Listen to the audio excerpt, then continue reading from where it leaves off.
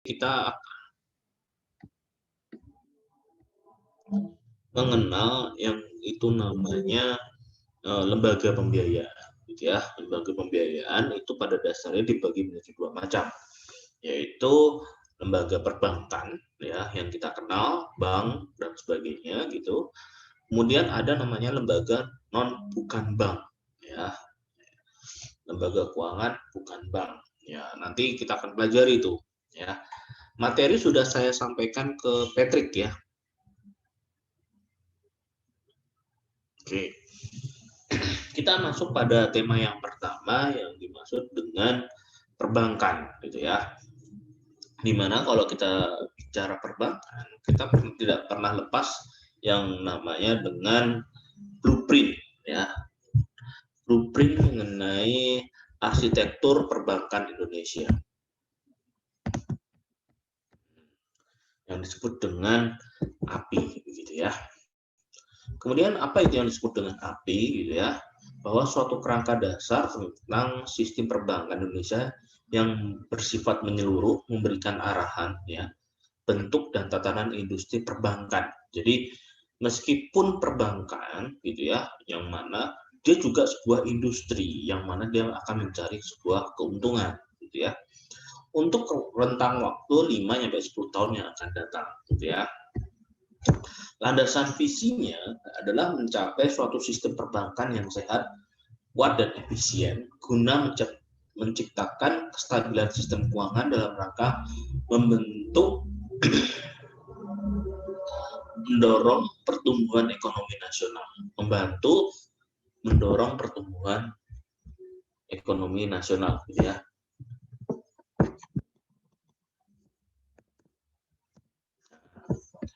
Kemudian di dalam 6 pilar, ya, arsitektur perbankan Indonesia, di sini ada yang pertama, menciptakan struktur perbankan domestik yang sehat, yang mampu memenuhi kebutuhan masyarakat, mendorong pembangunan ekonomi nasional yang berkesinambungan. Itu yang pertama. Yang kedua adalah menciptakan pengaturan pengawasan bank yang efektif yang mengacu pada standar internasional, gitu ya. Kemudian menciptakan industri perbankan yang kuat, memiliki daya saing yang tinggi, serta memiliki ketahanan dalam menghadapi risiko-risiko, gitu ya. Kemudian menciptakan good governance, ya, corporate governance, dalam rangka memperbaiki kondisi internal perbankan nasional, mewujudkan infrastruktur yang lengkap untuk mendukung terciptanya industri perbankan yang sehat, gitu ya. Infrastruktur ini bukan jalan bangunan, gitu ya, maksudnya bagaimana sistemnya, landasan hukumnya dan sebagainya, gitu ya. Kemudian yang terakhir yaitu mewujudkan pemberdayaan dan perlindungan konsumen jasa perbankan, gitu ya. Tantangan yang ke depan yang dihadapi oleh arsitektur perbankan Indonesia yaitu rendahnya kapasitas pertumbuhan kredit perbankan. Jadi ini merupakan permasalahan hanya take over dari bank satu ke bank yang lain karena terkait dengan nilai bunga yang lebih rendah, gitu ya. Yang kedua adalah struktur perbankan yang belum optimal. Artinya bahwa struktur bank saat ini, ya, dengan adanya era digital itu berdampak pada sistem ataupun industri perbankan yang semakin efisien, sehingga penyerapan tenaga pekerja dan sebagainya juga semakin mengecil, gitu ya. Yang ketiga adalah pemenuhan kebutuhan masyarakat terhadap pelayanan perbankan yang dinilai oleh masyarakat masih kurang, ya. Lalu pengawasan bank yang masih ditingkatkan, kapabilitas perbankan yang masih lemah, profitabilitas, efisiensi operasional bank yang tidak sustain, ya, berkelanjutan. Kemudian perlindungan nasabah yang masih ditingkatkan, artinya masih banyak kasus-kasus yang terjadi uang nasabah hilang, uangnya sudah didepositukan ternyata tidak tercatat dan sebagainya. Ini adalah banyak hal yang memang perlindungan nasabah ini masih banyak PR, gitu ya. Termasuk di dalamnya ketika ingin mengakses tadi, ya, mengakses apakah terjadi permasalahan-permasalahan yang berkaitan dengan rahasia nasabah. Ini juga masih cukup banyak yang bolong di sini, gitu ya. Yang terakhir yaitu perkembangan teknologi informasi. Kemudian program kegiatan API di sini adalah penguatan struktur perbankan nasional, ya. Lalu program peningkatan kualitas pengaturan perbankan, fungsi pengawasan, peningkatan kualitas manajemen dan operasional perbankan, program pengembangan infrastruktur perbankan dan peningkatan perlindungan nasabah, ya. Pada dasarnya ketika kita menabung, ya, menabung pada bank, gitu ya, itu adalah kedudukan kita lebih tinggi dibanding pihak bank, gitu ya. Nah, di sini seorang penabung itu adalah memberikan kredit, gitu ya, kepada bank. Nanti bank menyalurkan lagi kredit itu dalam bentuk masyarakat sebagai debitur, gitu ya. Nah, kemudian ya, program penguatan struktur perbankan nasional yaitu penambahan modal baru baik stakeholder lama maupun investor baru, merger antar bank ya untuk mencapai persyaratan modal minimum yang baru, gitu ya, penerbitan saham baru, kemudian penerbitan subordinate loan, gitu ya. Nah, 10-15 tahun ke depan diharapkan tercipta struktur perbankan yang 2-3 bank yang mengarah pada bank internasional dengan kapasitas kemampuan beroperasi di wilayah internasional serta memiliki modal di atas 50 triliun. 3-5 bank nasional memiliki cakupan usaha yang beroperasi secara nasional serta memiliki modal antara 10 triliun, ya. Kemudian 3-5 bank yang kegiatan usahanya terfokus pada segmen usaha tertentu sesuai ya dengan kapabilitas dan kompetensi masing-masing bank, ya. Bank tersebut memiliki modal antara 100-10 triliun, gitu ya. Dan yang terakhir, bank dengan kegiatan usaha yang terbatas memiliki modal sebesar 100 miliar, gitu, teman-teman. Oke, kita lanjut pada yang kedua, ya, penjelasan mengenai perbankan itu sendiri.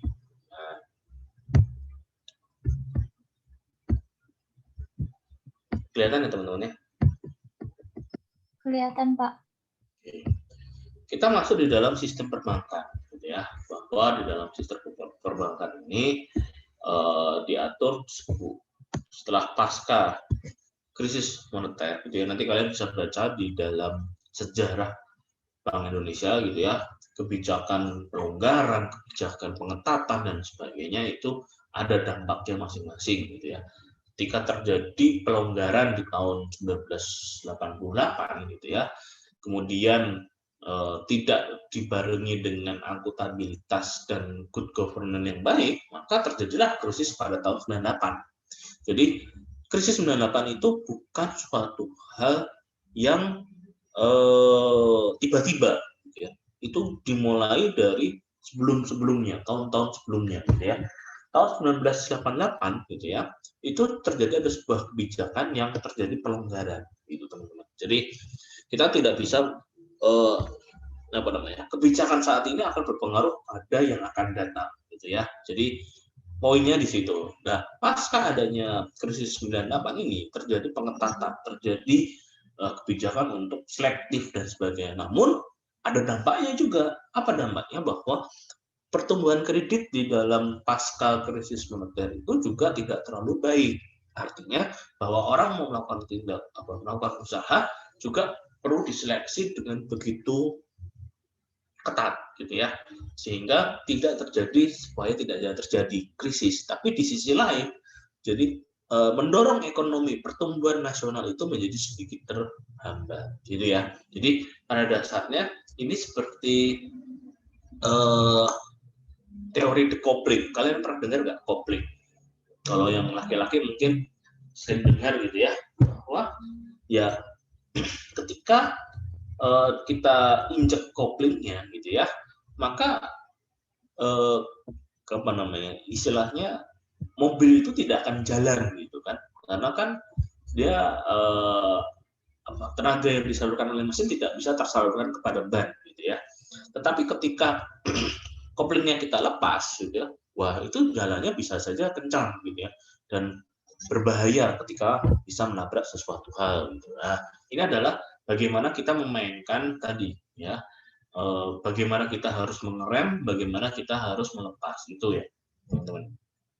Nah, kemudian ya, bank sebagai lembaga keuangan, ya, bank sebagai suatu badan yang bertujuan untuk memuaskan kebutuhan kredit, baik dengan alat-alat pembayaran sendiri maupun uang yang diperolehnya dari orang lain, maupun dengan cara memperedarkan alat-alat penukaran berupa uang giral.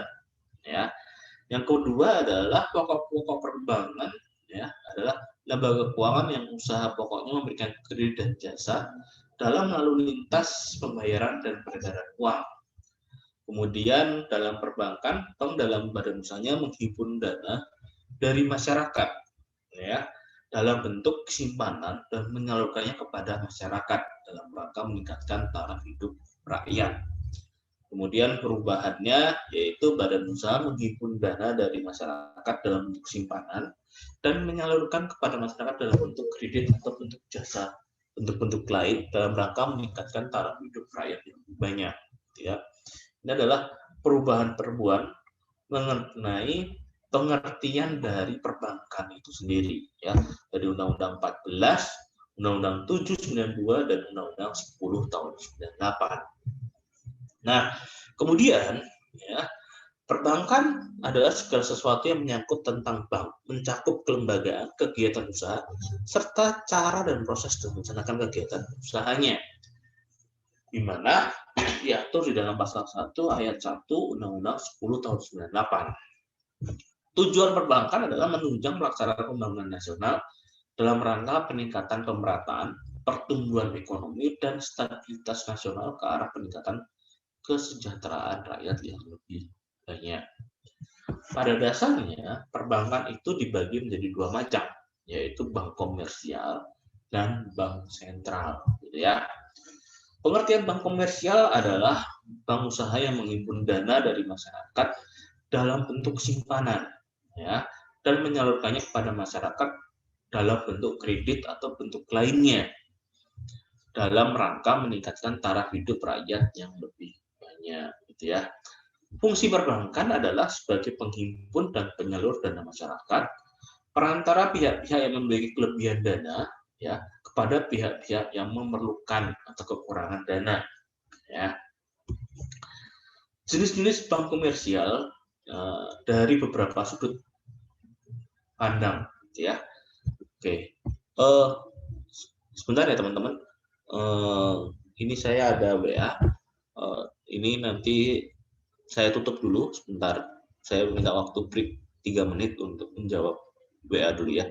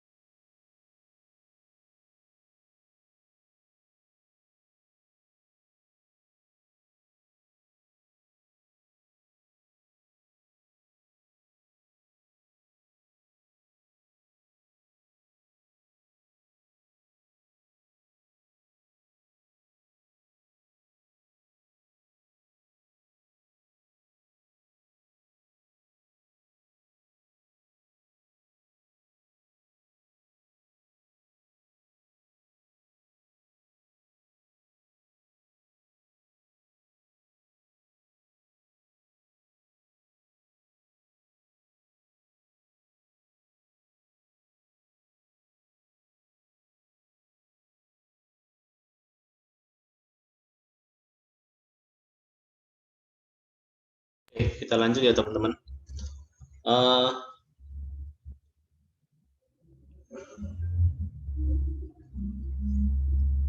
Halo, halo. Kita foto dulu aja ya. Hidupkan kamera dulu ya. Ini background sama ininya masih saya pakai kemarin sidang senat. Jadi ini.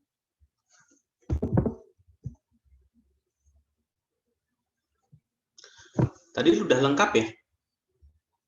Masuk semua ya? Hadir semua, Pak. Hah? Hadir semua, Pak. Tapi untuk absen 23, Rahma izin meninggalkan kelas, Pak. Oke. Ini yang bawah nih pada belum connect.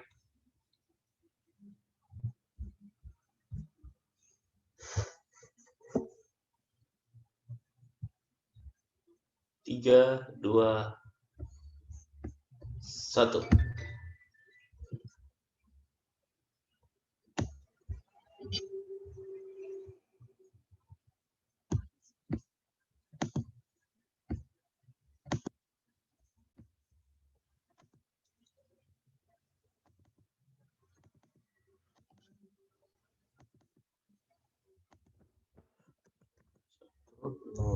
Tujuh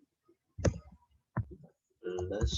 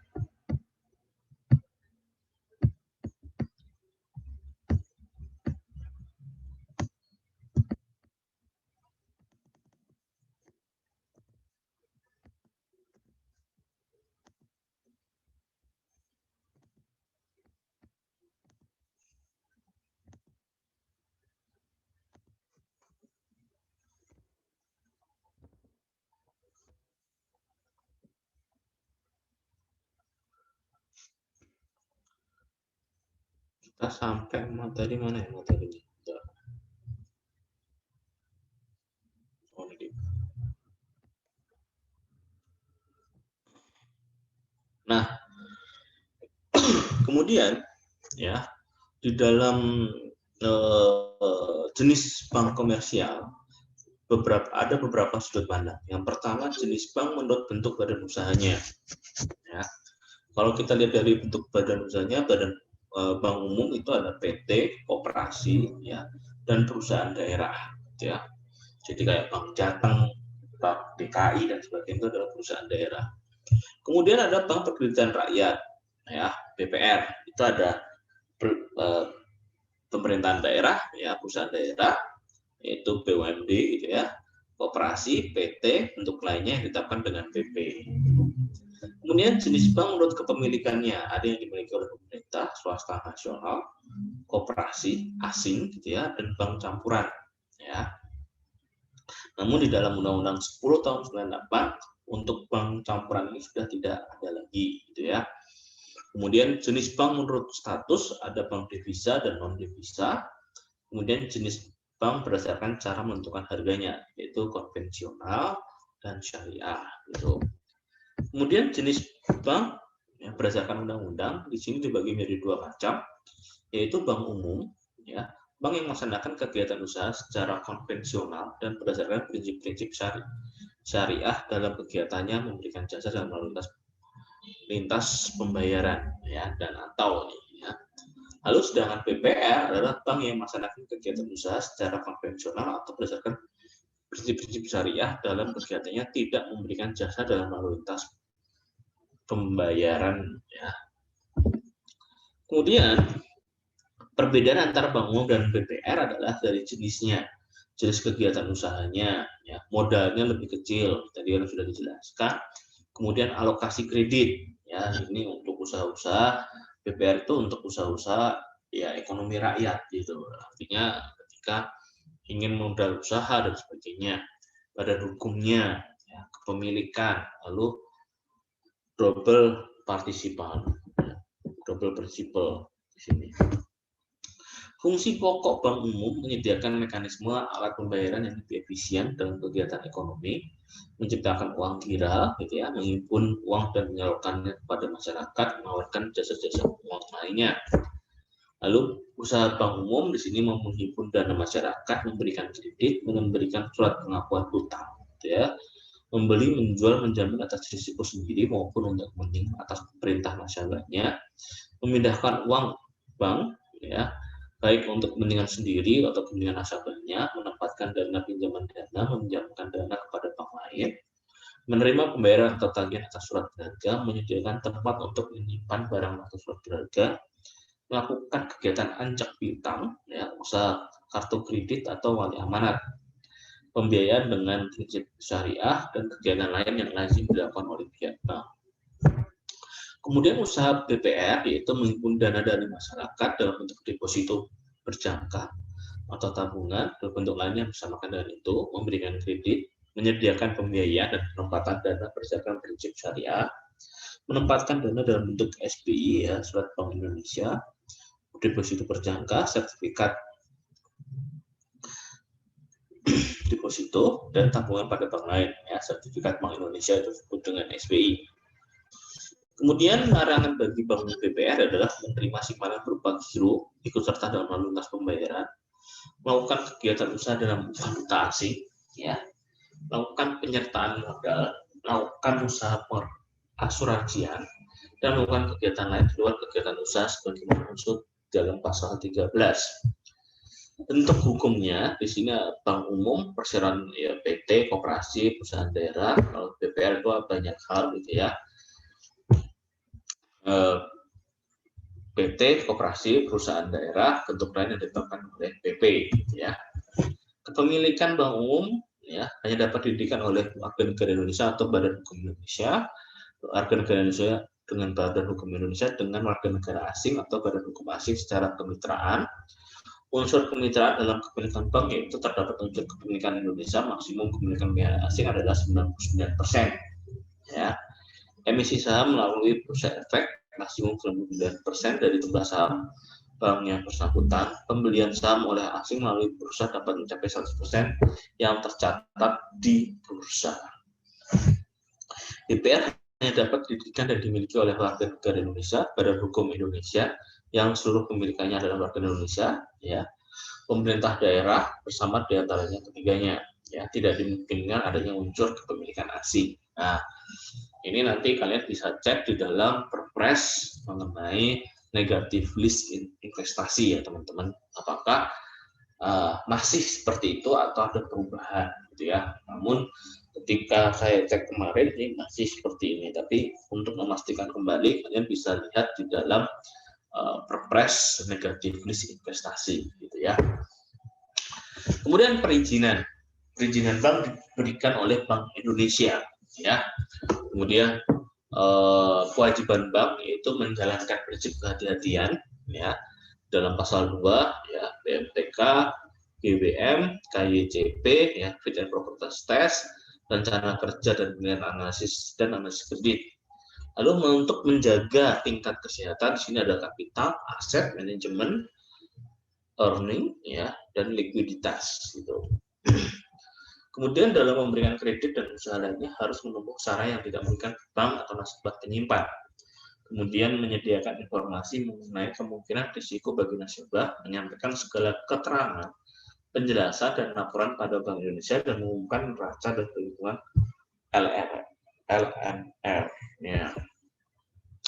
Ukuran prinsip kehati-hatian, ya, bank dan orang-orang yang terlibat di dalamnya, terutama dalam membuat kebijaksanaan dan menjalankan kegiatan usahanya, wajib menjalankan tugas dan wewenangnya masing-masing secara cermat, teliti, profesional, ya, sehingga memperoleh kepercayaan pada masyarakat. Patuh terhadap keseluruhan peraturan perundang-undangan yang berlaku secara konsisten dengan didasari oleh etikat baik. Kemudian prudensial bank, prinsipal risiko perbankan, yaitu risiko kredit macet, ya, risiko yang diakibatkan debitur penerima kredit tidak mampu mengembalikan jumlah pinjaman yang diterima serta bunganya sesuai dengan jangka waktu yang ditentukan atau disepakati. Yang kedua adalah risiko investasi, bahwa risiko kerugian akibat penurunan nilai portofolio surat berharga yang dimiliki oleh bank. Kemudian risiko likuiditas, yaitu risiko untuk memenuhi kebutuhan likuiditas dalam rangka memenuhi permintaan kredit penarikan dana oleh nasabah, ya, pada suatu waktu. Ya. Kemudian risiko operasional, yaitu risiko akibat ketidakpastian usaha bank, misalnya penurunan keuntungan, kegagalan produk baru dan sebagainya. Kemudian risiko penyelewengan akibat tidak jujuran, penipuan, moral dan sebagainya oleh pejabat, karyawan, dan nasabah.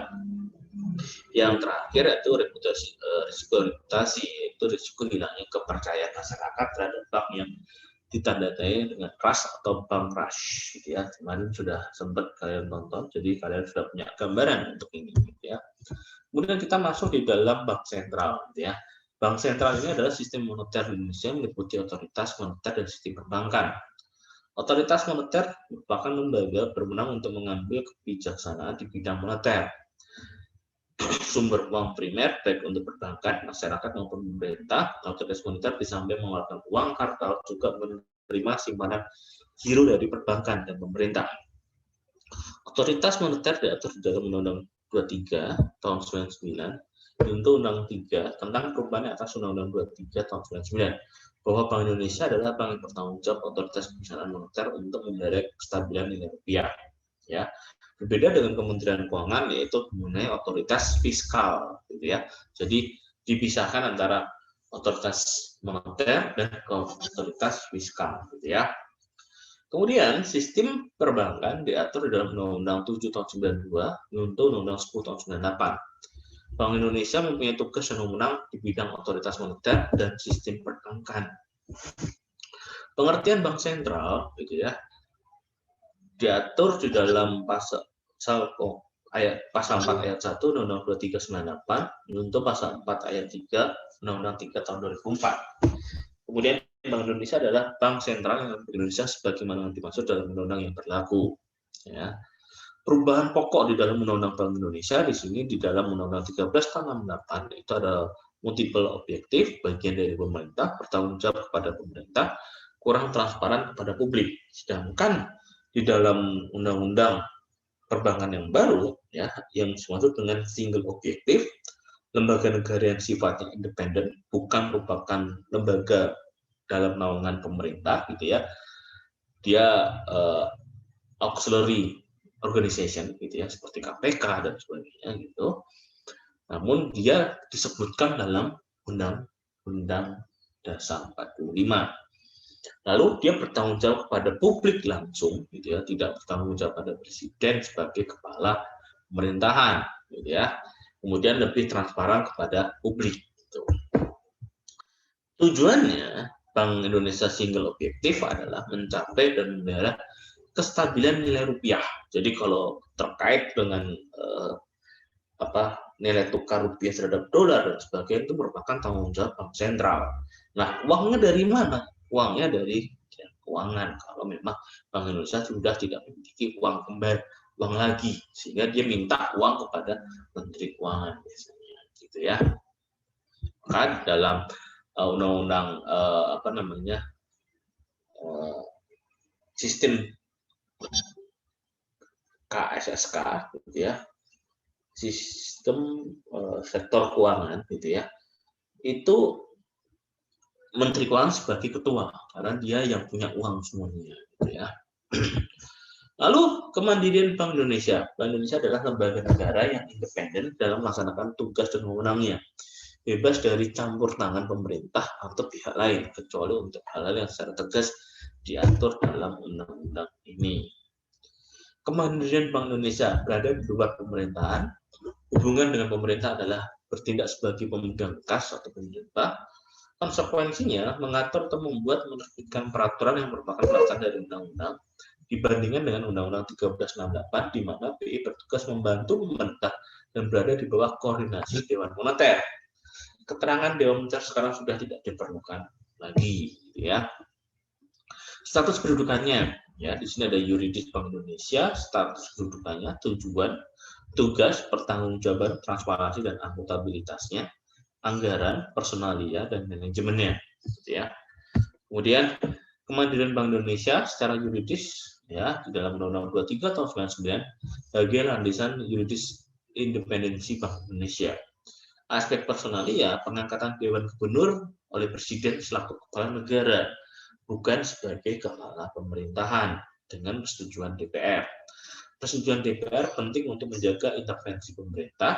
Anggota Dewan Gubernur tidak dapat diberhentikan oleh Presiden selama masa jabatannya kecuali mengundurkan diri, berhalangan atau melakukan suatu tindak pidana. Kemudian aspek institusinya independen dalam melaksanakan fungsi dan tugasnya, bebas dari intervensi pihak lain secara struktural beberapa di luar pemerintahan. Ya. Kemudian aspek tugasnya larangan pihak lain untuk melaksanakan segala bentuk campur tangan pelaksanaan tugas Bank Indonesia. Kemudian aspek tujuannya fokus pada single objektif yang sudah dijelaskan, ya, yang tercermin itu ada laju inflasi yang rendah dan kestabilan nilai tukar. Aspek manajemen BI dipimpin oleh Dewan Gubernur yang berwenang sepenuhnya menjalankan organisasi Bank Indonesia. Kemudian aspek anggaran, ya, ditetapkan oleh Dewan Gubernur yang disampaikan kepada DPR, ya. Kemudian aspek transparansi sebagai konsekuensi dari kemenangannya. Maka Bank Indonesia harus transparan dan mempertanggungjawabkan kepada publik. Lalu aspek akuntabilitas mengenai pertanggungjawaban publik, ya. Ada 3 bidang Bank Indonesia, ya. Yang pertama melaksanakan kebijakan moneter, ya. Lender of last resort, membantu mengatasi mismatch adalah risiko kredit, pembiayaan, manajemen dan pasar, laju inflasi, penetapan cadangan minimum, ya. Pengaturan kredit dan pembiayaan, mengatur cadangan devisa. Ya. Kemudian yang kedua mengatur menjaga sistem pembayaran, mengeluarkan, mencabut, menarik dan memusnahkan uang, clearing antar bank, gitu ya. Dan yang terakhir pembinaan dan pengawasan perbankan.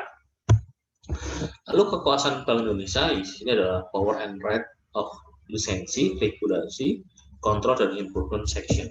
Ya, ini adalah sejarahnya teman-teman. Ya, mungkin nanti bisa kalian baca-baca. Ya, lebih lengkapnya ada di dalam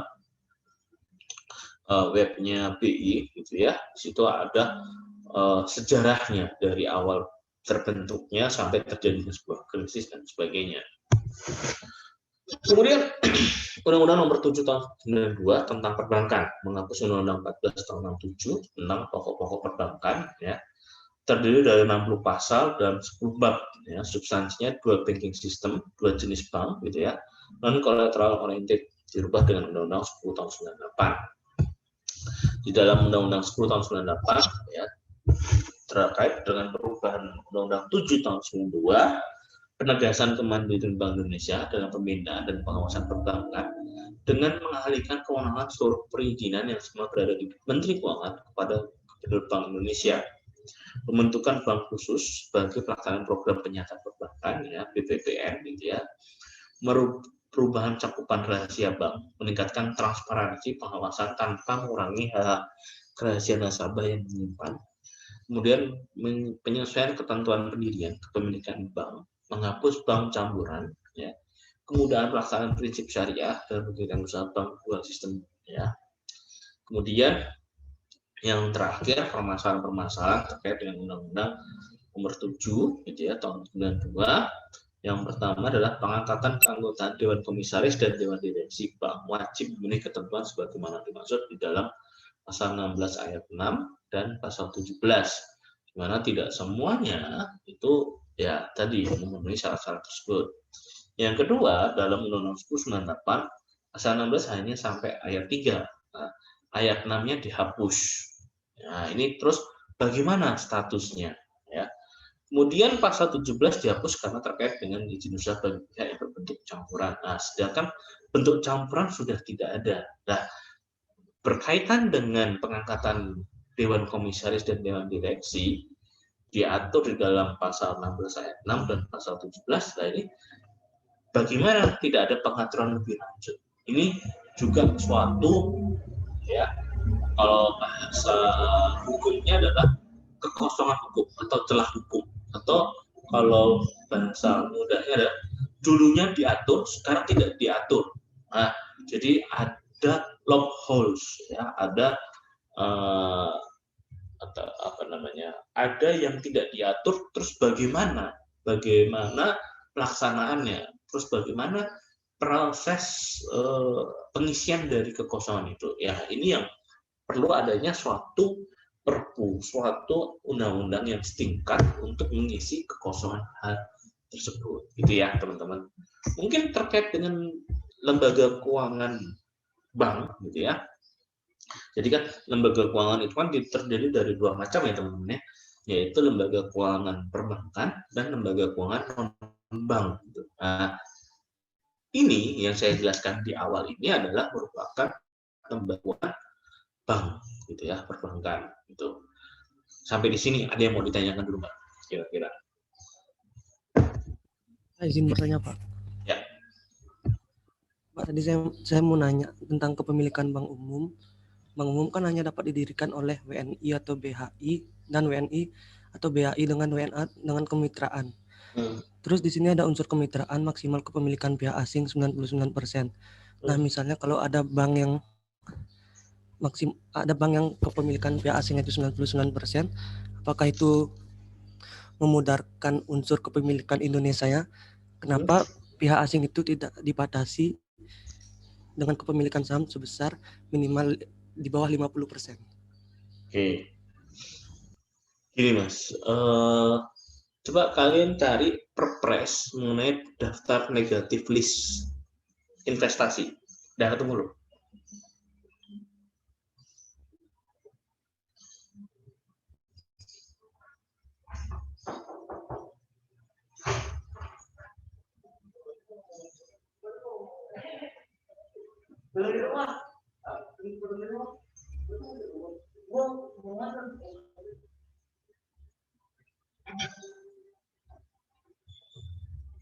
Ketemu nggak?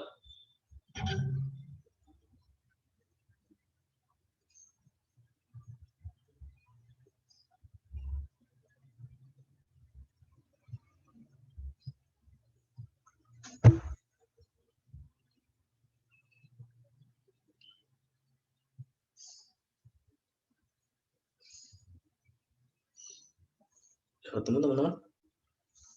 Perpres.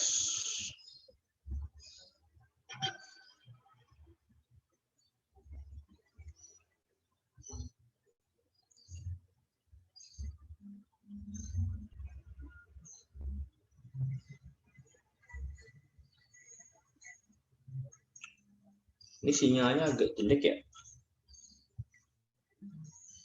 Perpresnya nomor 10 tahun 2021. Sudah ketemu nggak? Nah, itu di lampirannya, kamu buka tuh.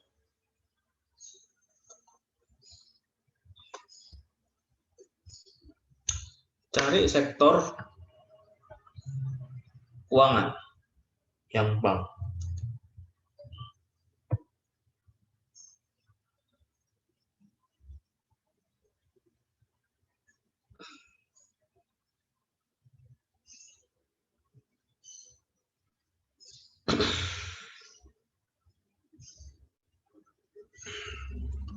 Jadi kalau kita merujuk pada pelaksanaan dari Perpres ini kan merupakan undang-undang atau peraturan yang sifatnya teknis ya. Tapi kan ada undang-undang yang melingkupi, yaitu undang-undang penanaman modal. Nah, di dalam undang-undang penanaman modal ini ada hal-hal atau sektor-sektor tertentu yang tidak boleh dilakukan investasi, ya, yaitu salah satunya yaitu di bidang pertahanan keamanan. Nah, itu dia memang khusus, jadi dia tidak boleh ada investasi dari pihak asing dan sebagainya. Itu salah satu contoh di mana dibatasi. Nah, terus bagaimana soal perbankan? Apakah perbankan termasuk hal yang dikecualikan? Menurut Undang-Undang Penanaman Modal, itu bukan merupakan sektor yang sifatnya harus dikuasai oleh pemerintah, dalam hal ini negara, begitu ya, karena ini bersangkutan dengan memacu pertumbuhan ekonomi suatu negara. Nah, kalau kita lihat dominasi di Indonesia, maka masih banyak dominasinya dilakukan oleh BUMN, artinya perbankan BUMN, ya, BRI, Mandiri, BNI, BTN, dan sebagainya itu. Yang mana itu masih mendominasi di sektor keuangan, ya, terkait dengan perbankan. Gitu. Nah, lembaga keuangan bank yang dimiliki oleh asing tadi, Indonesia belum cukup berkembang, ya. Seperti misalkan Temasek dan Bank Danamon, itu kedua-duanya itu adalah milik Singapura, gitu ya. Itu juga tidak terlalu bagus untuk perkembangan usahanya di Indonesia. Ini terus contoh lagi yang yang dari asing itu apa lagi? Ya itu tadi, salah satu contohnya itu yang saya tahu ya, Mas. Jadi kalau saya sih mengatakan bahwa ya masih didominasi, meskipun dibuka keran seluas-luasnya, tetapi masih kuat di BUMN gitu.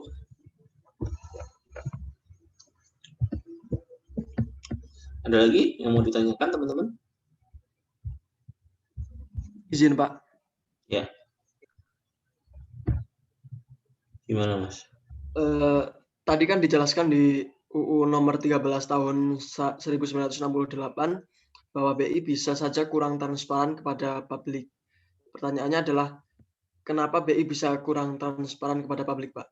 Bukankah kalau hal seperti itu bisa menimbulkan miskomunikasi, dan kenapa di peraturan awal itu tidak langsung di keterbukaan kepada publik saja, Pak? Di tahun 19 kan undang-undangnya itu kan Undang-Undang 3 tahun 1968 ya. Itu kan undang-undang sebelum yang baru gitu, sebelum undang-undang BI yang baru, di mana pada waktu itu ya kalau kita lihat demokrasi kita masih didominasi oleh demokrasi yang sifatnya terpimpin. Masih ingat ya Pak ini ya, sejarah ya, bahwa itu di akhir-akhir masa atau era Orde Lama, di mana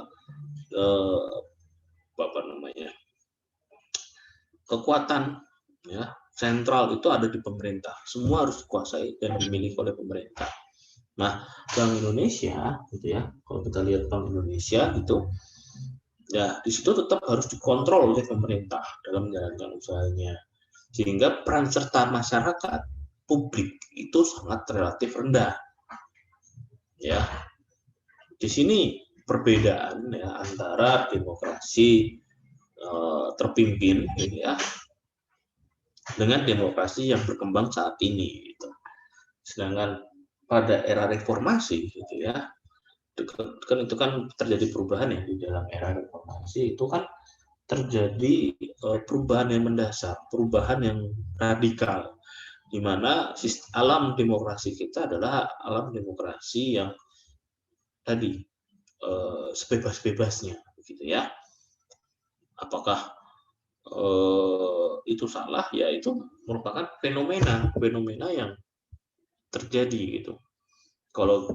Jadi kalau kita membentuk suatu peraturan baik itu undang-undang, PP dan sebagainya, itu kita lihat fenomena alam sekitarnya.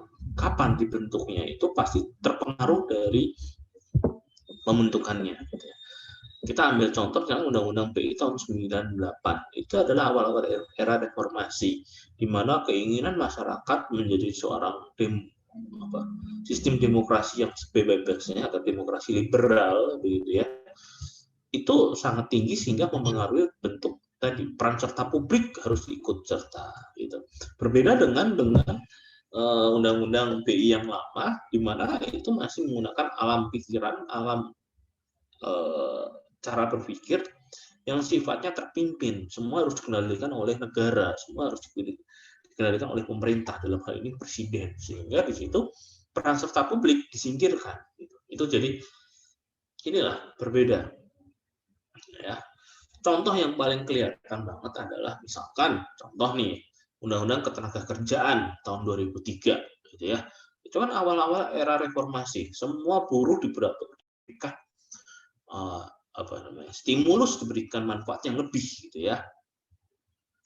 Undang-Undang 17 tahun Undang-Undang 17 tahun 17 tahun. Undang-Undang Ketenagakerjaan berapa sih?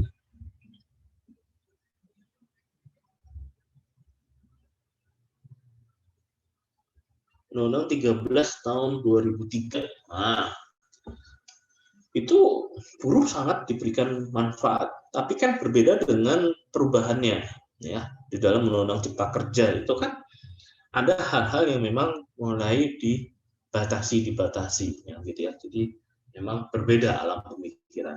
Begitu ya Mas ya, kurang lebih jawabannya. Cukup? Ada lagi? Terima kasih, Pak. Ya. Tadi kan Bank Indonesia itu independen. Gimana kalau Bank Indonesia itu membuat kebijakan yang berseberangan dengan pemerintah sehingga merugikan? Kalau seperti ini, apakah Bank Indonesia bisa menjadi tidak independen lagi? Lalu Bank Indonesia itu kan disebutkan tadi independen. Bagaimana intervensi kebijakan pemerintah terhadap BI agar kebijakan BI itu tidak berseberangan dengan pemerintah? Gitu, Pak. Terima kasih. Ya. Jadi ada namanya lembaga yang baru ditetapkan 2 atau 3 tahun yang lalu terkait dengan sistem sektor keuangan. Ya. Dulu adanya namanya KSSK dulu ya, sekarang menjadi undang-undang tersendiri, saya agak lupa tuh undang-undang nomor berapa. Nah, bagaimana untuk supaya tidak terjadi mismatch atau terjadi kesalahan di dalam penerapan sebuah kebijakan yang saling kontraproduktif gitu ya.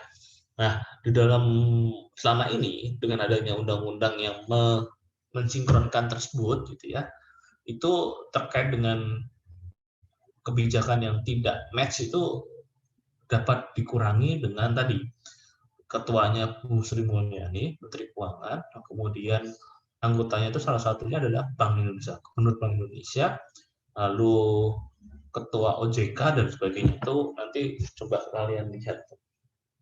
Mungkin saya akan ini sistem sektor keuangan.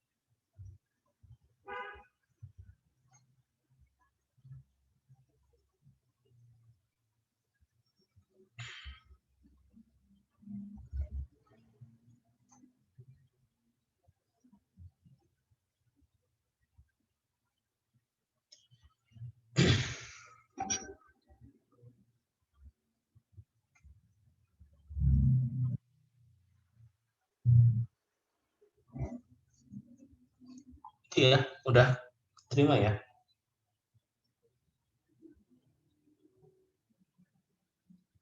Iya, Pak, sudah ada.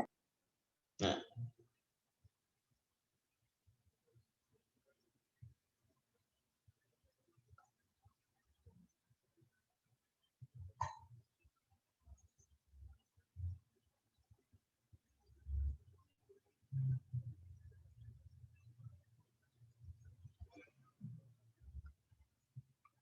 Ini yang tadi saya cerita terkait dengan negative list investasi. Ini sampai sekarang saya belum bisa buka.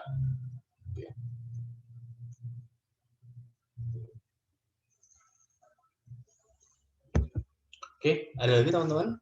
Cukup? Kita next dulu ya. Ada nggak? Kalau nggak ada, kita next pada materi yang pokoknya gitu ya, yaitu lembaga keuangan non-bank.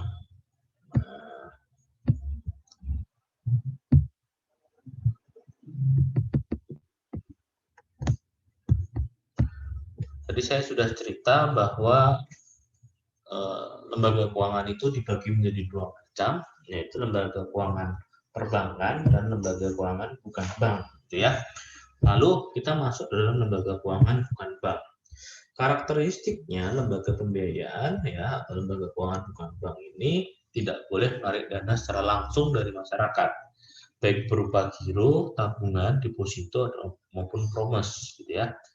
Penerbitan promes hanya diperbolehkan sebagai jaminan atas pinjaman yang diperoleh dari bank sebagai pembiayaan baik untuk kebutuhan modal maupun modal kerja maupun investasi dunia usaha, gitu ya. Kemudian tidak diperbolehkan memberikan kredit secara langsung, gitu ya. Kita masuk macam yang pertama, yaitu dengan anjak piutang atau factoring, gitu ya. Badan usaha melakukan kegiatan pembiayaan dalam bentuk pembelian atau pengalihan serta pengurusan piutang atau tagihan jangka pendek perusahaan dari transaksi perbankan dalam atau luar negeri. Ya. Putusan Menteri Keuangan nomor 1251 KMK.013 tahun 1988. Pihak yang terkait yaitu faktor perusahaan anjak piutang, pihak yang memberikan jasa anjak piutang pada klien, gitu ya. Klien adalah supplier, pihak yang menerima jasa anjak piutang, ya, menjual barang atau jasa secara kredit kepada pelanggan atau customer, gitu ya. Kemudian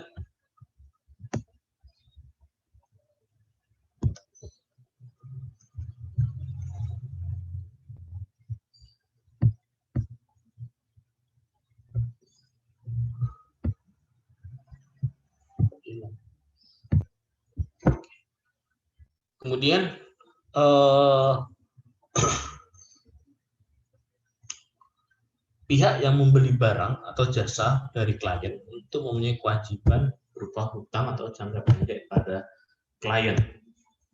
Kewajiban pihak faktor yaitu memberikan jasa berupa pembiayaan, berupa pembayaran di muka, ya, advance payment, prepayment financing antara 6-80% dari nilai faktur atau pada jasa piutang jatuh tempo. Kemudian non pembiayaan antara lain berupa pengawasan, penagihan piutang, serta penatausahaan penjualan kredit piutang. Ya. Lalu kewajiban pihak klien menjual atau menjaminkan piutangnya kepada pihak faktor, ya, memberikan balasan jasa finansial kepada pihak faktor berupa service charge. Kemudian jenis factoring, ya, berdasarkan jasa pelayanannya diberikan full service factoring, ya, memberikan jasa secara menyeluruh jasa pembiayaan maupun non pembiayaan. Invoice discounting, ya, memberikan jasa pembiayaannya saja. Book factoring atau memberikan jasa pembiayaan dan pemberitahuan kepada customer pada saat jatuh tempo piutang. Maturing factoring yaitu pemberian jasa proteksi risiko piutang, administrasi penjualan secara menyeluruh, dan penagihan tanpa melakukan pembiayaan atau pemberian uang muka. Factoring domestik ini ya, contohnya supplier atau klien, ya, melakukan penjualan kepada customer, gitu. Kemudian supplier melakukan kontrak dengan perusahaan anjak piutang, ya. Kemudian supplier memberitahukan pada customer, ya, bentuknya. Kemudian anjak piutang memberikan pembayaran besarannya 80%, ya, dari 60 sampai 80%. Kemudian, ya, perusahaan anjak piutang itu melakukan penagihan kepada customer, ya, sehingga customer akan melunasi pada perusahaan anjak. Gitu, ya. Penyerahan piutang pada klien pada faktor pengetahuan notifikasi pemberitahuan pada pihak customer, sehingga tidak ada penagihan piutang yang beralih pada faktor. Nah, undisclosed factoring. Ya, jadi ini yang sifatnya tertutup, kalau ini sifatnya terbuka, gitu ya. Di mana supplier melakukan penjualan, terus pemberian faktur kepada customer, kemudian kopi fakturnya diberikan pada anjak, perusahaan anjak memberikan uang muka, gitu ya, sebesar 60-80%. Kemudian customer melakukan pelunasan pada supplier, dan akhirnya supplier melakukan pembayaran pelunasan, ya. Karena tadi diberikan uang pembayaran 60%. Penyerahan piutang pada klien pada faktor tanpa sepengetahuan, ya, pada customer. Dalam hal ini hak penagih piutang tidak dapat dialihkan pada faktor, ya. Penanggung risiko with resource factoring. Pihak klien menanggung risiko atas piutang yang tidak tertagih. With resource factoring, yaitu pihak factoring menanggung risiko atas piutang yang tidak tertagih, baik sebagian ataupun seluruhnya, sesuai perjanjian. Factoring internasional anjak piutang sering disebut export factoring, ya, yaitu kegiatan anjak piutang untuk transaksi ekspor impor barang yang melibatkan dua perusahaan factoring yang masing-masing negara, sehingga seluruh melibatkan 4 pihak: eksportir, importir, eksportir factoring, dan importir factoring, ya. Ini biasanya kalau di Indonesia export factoring itu adalah ini apa namanya? Dulu namanya Bank Ekspor Import Indonesia, Bank Eksim, ya. Sekarang itu namanya lupa saya namanya.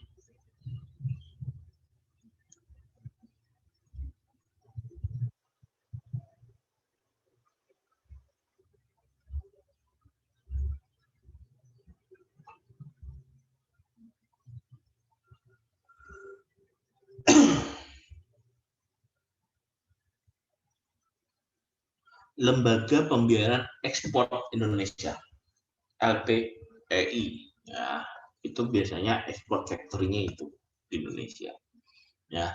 Jadi seorang Indonesia, pengusaha Indonesia mau mengirim barang, ya, berupa apa namanya, ukiran jati dari Jepara, gitu ya, mau dikirim ke Jepang.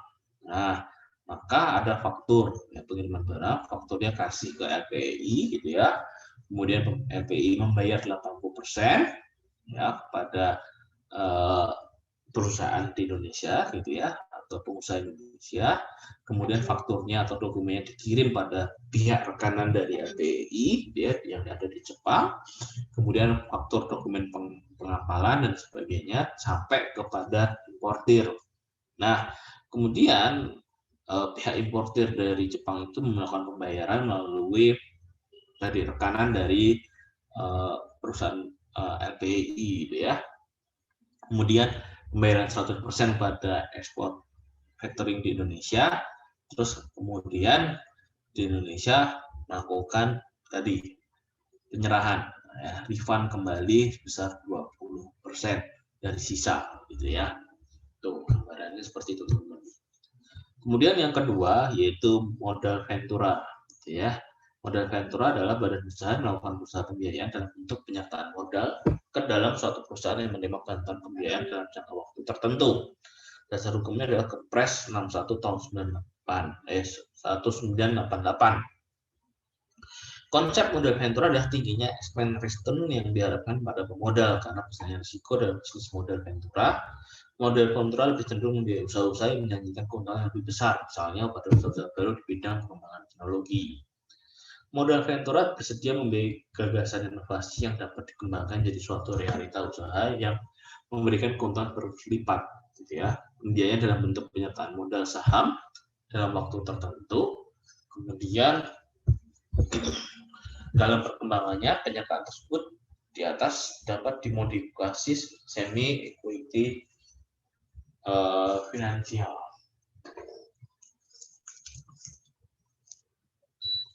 Lalu mekanisme modal ventura pada prinsipnya merupakan suatu proses yang menggambarkan arus investasi dengan pola masuknya pemodal dalam membentuk suatu pool of fund, gitu ya.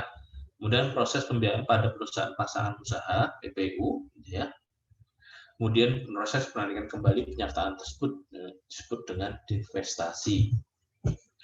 Kemudian pihak yang terlibat langsung di sini adalah pemilik modal yang mengharapkan keuntungan yang tinggi dari modal dari para investornya, dihimpun dari suatu lembaga khusus yang disebut venture capital fund, gitu ya. Lalu profesional yang mempunyai keahlian mengelola investasi dan mencari jenis investasi yang potensial.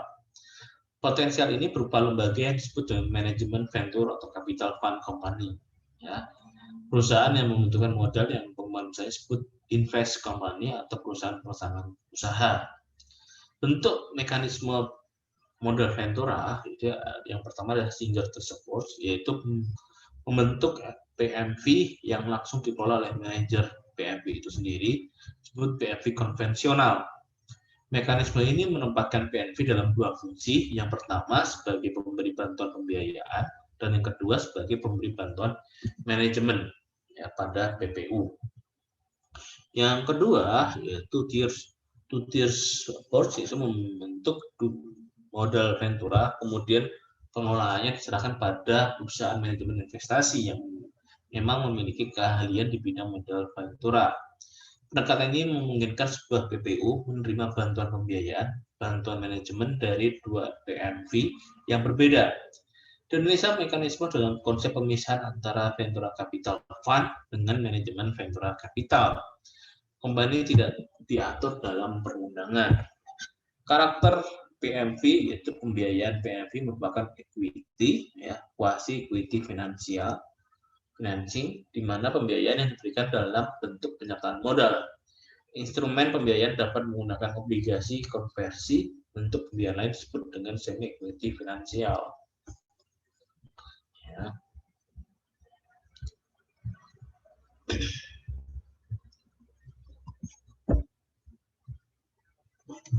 Merupakan investasi dengan perspektif jangka panjang dengan mengharapkan capital gain, ya.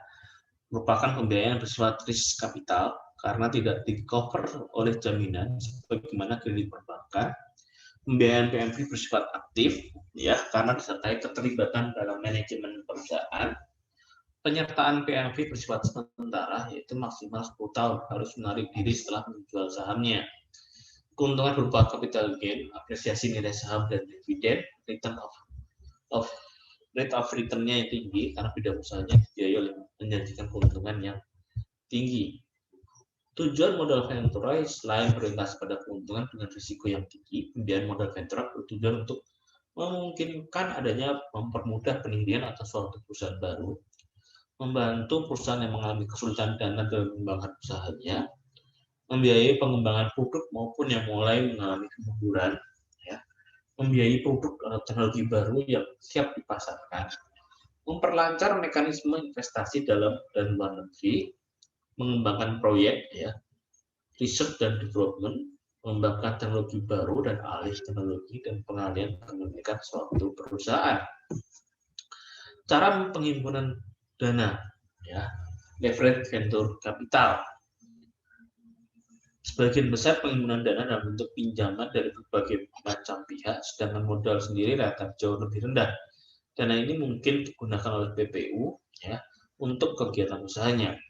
Yang kedua adalah equity venture capital company, yaitu sebagian besar dana diperoleh dari modal sendiri dalam berbagai bentuk, sedangkan porsi modal pinjaman relatif kecil. Sumber dana ini memungkinkan digunakan sebagai bentuk penyertaan pada suatu perusahaan. Ya. Jenis-jenis kepemilikan PMV yang pertama adalah private venture capital company, PMV yang belum go public. Lalu ada public venture capital company, yaitu PMV yang telah go public. Lalu bank venture, capital company, yaitu PMV yang didirikan oleh bank untuk tujuan dan misi khusus, misalnya dalam rangka pengembangan usaha kecil, gitu ya. Konglomerat venture capital company, yaitu PMV yang dimiliki sejumlah perusahaan besar. Pembiayaan PMV bisa saja dalam bentuk pembiayaan modal langsung, ya. PMV mengambil bagian sejumlah saham PPU dengan cara bersama mendirikan perusahaan baru atau diambil portofolio sahamnya. Yang kedua adalah semi equity finansial, membeli obligasi konversi, ya, convert type bond yang diterbitkan oleh PPU. Dan yang ketiga adalah pembiayaan bagi hasil, modifikasi pembiayaan untuk usaha yang belum berbadan hukum dan terutama bagi usaha kecil. Tahapan untuk pembiayaan PNV yang pertama adalah early stage financing, dan mana yang pertama pembiayaan terhadap penelitian riset untuk mengukur viability suatu objek pembiayaan.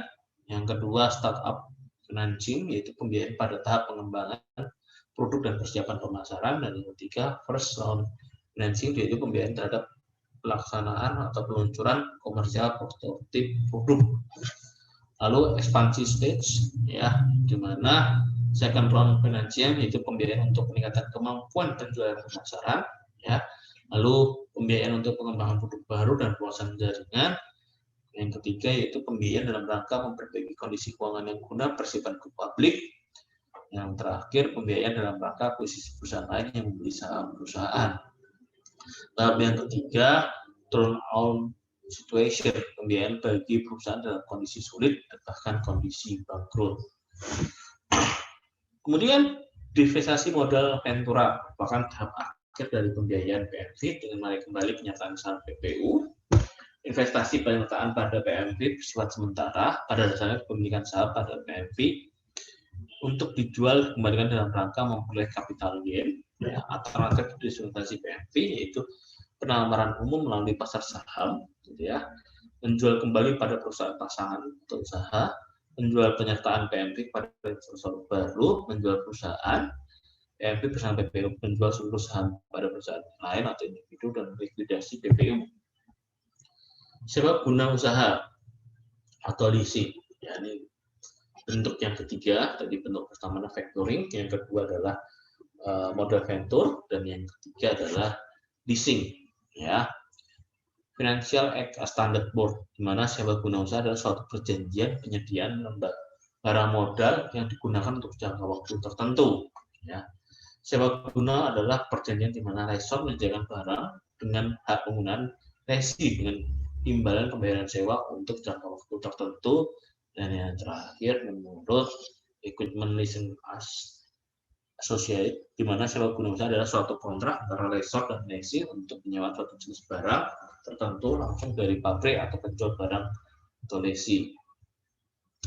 Terdapat KMK, ya, 1169 KMK 01 tahun 91, di mana leasing adalah kegiatan pembiayaan bentuk penyediaan barang modal baik sewa guna usaha dengan hak opsi tanpa hak opsi untuk digunakan lesi dalam jangka waktu tertentu berdasarkan pembayaran secara berkala. Pihak yang terlibat dalam lesi adalah lessor, perusahaan sewa guna usaha yang memiliki hak atau barang. Lesi adalah perusahaan atau pemakai barang yang memiliki hak opsi pada akhir perjanjian. Kemudian supplier adalah pihak penjual barang yang disewa gunakan. Kemudian bank adalah kreditur dalam dapat terlibat walaupun secara tidak langsung. Mekanisme transaksi lesi, ya, di sini adalah yang pertama lesi kepada supplier, ya, membeli suatu misalkan mobil, gitu, kemudian dia minta tolong pada perusahaan leasing, gitu ya, misalkan apa namanya, kalau di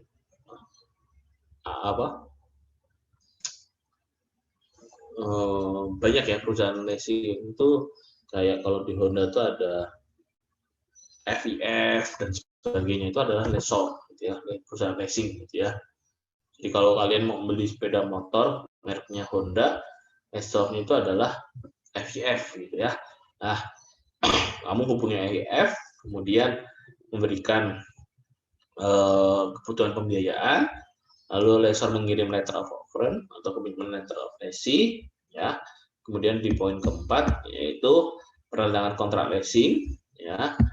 Lalu poin kelima, lessor kepada ahas, gitu ya, untuk mengirim tadi bahwa ini sudah lunas.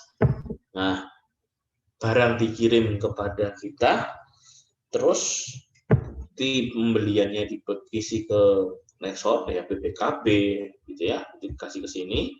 Lalu poin ke-8, pembayaran oleh lessor pada supplier, lalu pembayaran sewa secara berkala, ya. Jadi ini di sini lessee membayar. Lah, ini contohnya apa? Misalkan nih lessee-nya adalah seorang ojek online, dia butuh modal yaitu berupa kendaraan sepeda motor. Untuk apa? Untuk menjalankan usahanya, kan gitu. Maka dia menghubungi penjualan, ya, lalu dan menghubungi pihak lessor FIF tadi. Nah, ini adalah suatu sistem terkait dengan perusahaan leasing. Nah, ketika BPKB dipindah ke sini, maka ini dijamin dengan jaminan fidusia, teman-teman, gitu ya. Sehingga jika si lessee ini tidak membayar, poin ke-9 tidak membayar pada lessor, maka pihak lessor lah yang dapat mengajukan tadi pengambilan barang tersebut dengan bukti jaminan fidusia. Nah, dengan pasca adanya Undang-Undang Putusan Mahkamah Konstitusi, maka ketika mau mengambil objek yang tadi yang dijamin dengan fidusia tadi harus dengan putusan pengadilan. Jadi tidak boleh dilakukan oleh debt collector, gitu ya teman-teman ya. Ini cara-cara atau mekanisme sendiri.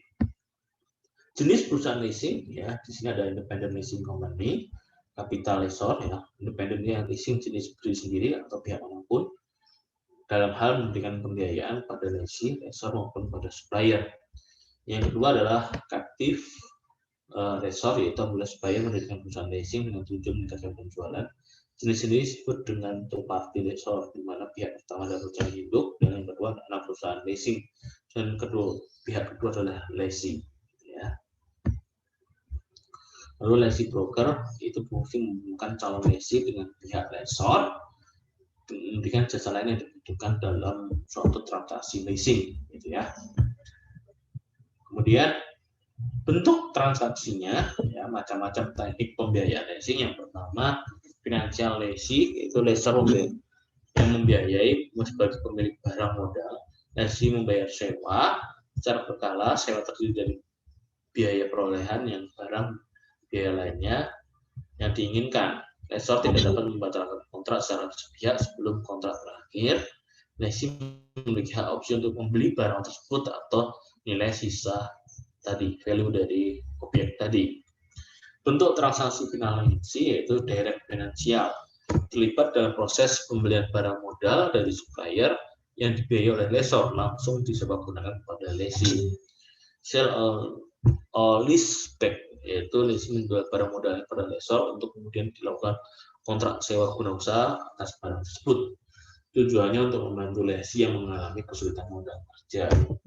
Sindikasi lessee yaitu pembiayaan dilakukan lebih dari satu orang lessor atas dasar pembiayaan risiko, karena objek leasing membutuhkan dana dalam jumlah yang besar.